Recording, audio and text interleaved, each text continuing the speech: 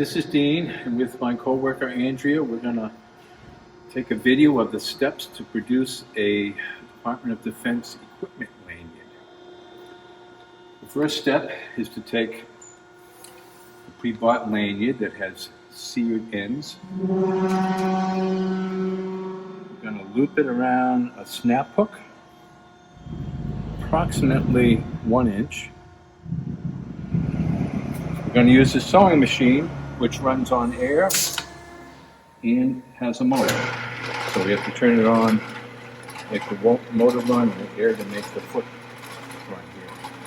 Put in place with a little bit of a loop. We slide it into this holder. And with a little pressure on the foot pedal, we snap it down so we hold it, and it's important to move our hands away. Once that's done, we kick the pedal, the machine does the rest.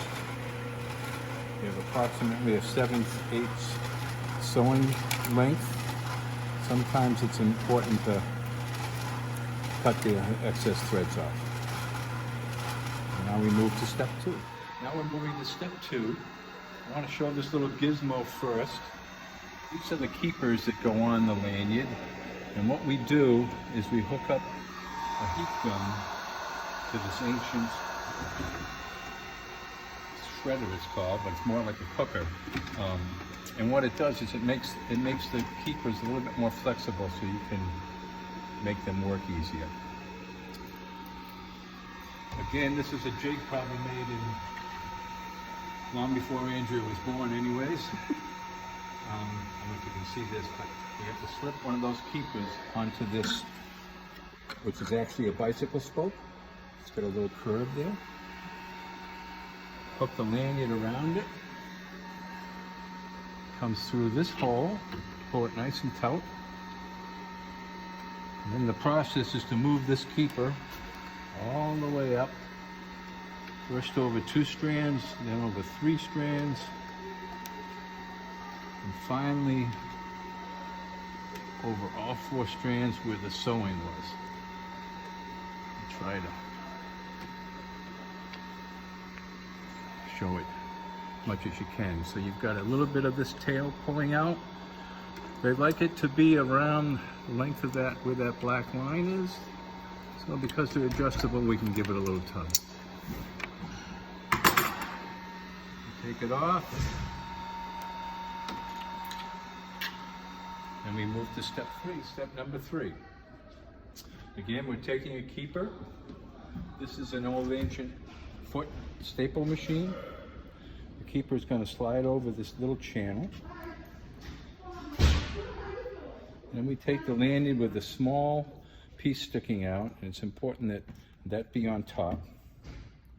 Sticking through that channel as far as it'll go. Step once on the pedal. Now we have completed step 3. Go ahead. Step number 4 is using this jig, again made in the 1920s. It's important that we orient the staple to the back of this holder and slide it in. Again, this is a bicycle spoke.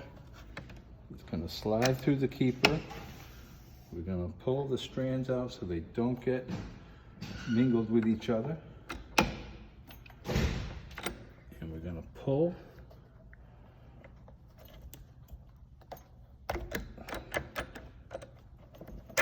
Pull the loop through the keeper.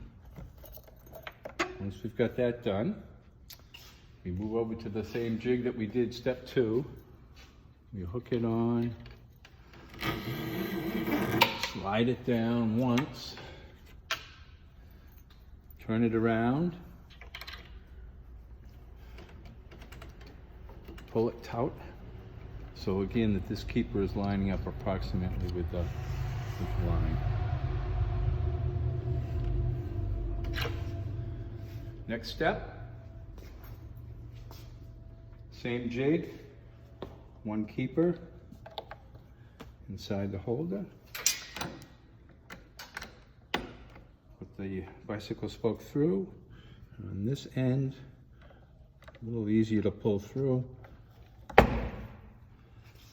want to do the loop and bring this to the bottom black line. So this is a finished lanyard.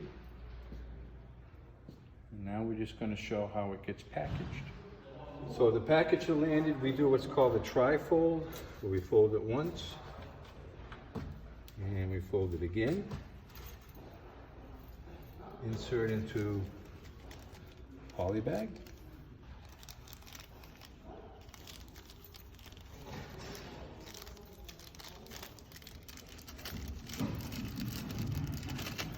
And we're going to add the barcode.